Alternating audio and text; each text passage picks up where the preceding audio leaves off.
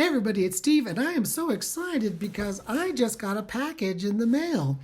And this package I'm actually going to open up right in front of you, if I can.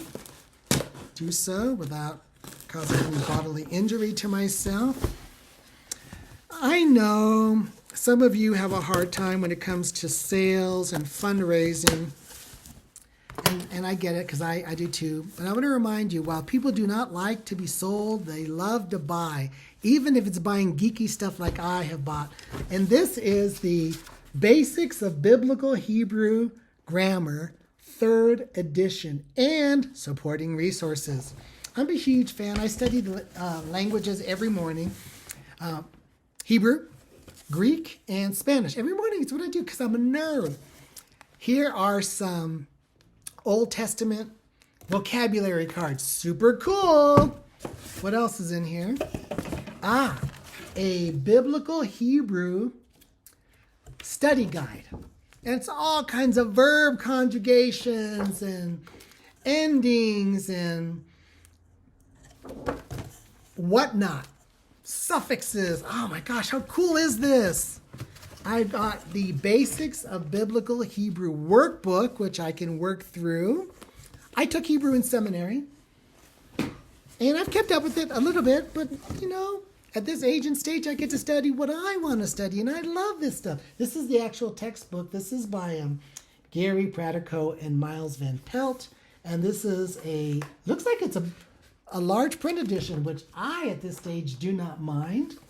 And so there's the actual textbook. Here are video lectures. This was sort of the clincher for me. I thought, I want somebody to break it down and talk me through in short little lessons. Again, this is a form of online course creation and digital resources. And so, a couple more things. Well, one more thing. A compact guide to biblical Hebrew, and a link to a vocabulary resource that's audio so you can hear the words. Okay, what's my whole point of that? Well, first of all, I'm just excited. I'm an enthusiast. I'm an Enneagram 7, so I get excited about stuff. I'm not really trying to persuade you to go out and do this.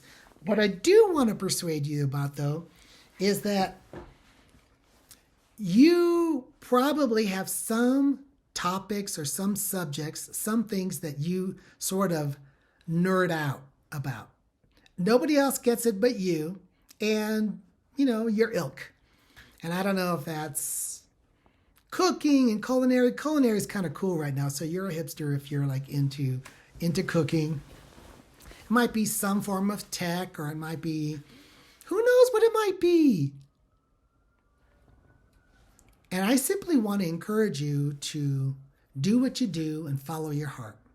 I used to do this kind of a thing, study this kind of thing for a living when I was a pastor. Nobody's paying me to do this now. It's just my love. My love for languages and biblical languages is rich and it's wonderful for my soul, and I get insights that I can share with other people. You don't have to get it. Other people don't need to get you, and you don't need to get them. You need to have permission granted by yourself to be you and love it, to do what you do, to get into what you get into. Provided it's not illegal, immoral, unethical, or something. I mean, do what you do, and don't demand that your family or others, your friends, understand why you're geeking out like this. Because in the end, you're either going to be a nerd or part of the herd. All right?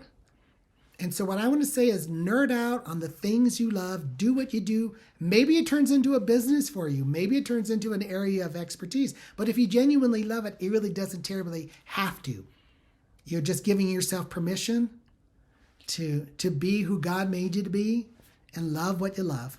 So I hope that you'll give yourself permission to do that. I'm giving myself permission to do that. So there you go. I'd love to hear your thoughts at coaching@getyourbusinessdone.com. Write me a note. Take care, and we will see you on the flippity flip. Bye-bye.